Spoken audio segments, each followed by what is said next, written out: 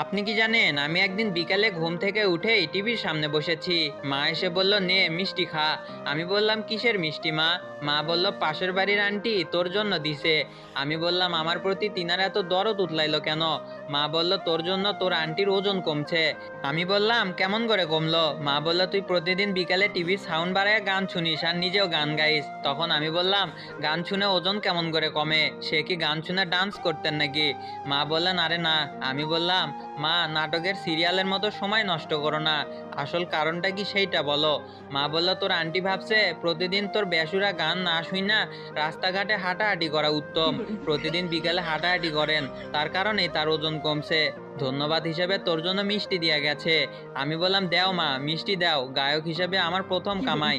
মা বলল, তোর কি একটুও লজ্জা নাই? তখন আমি বললাম, নেও তুমিও একটা খাও, তোমার ছেলের প্রথম কামাই।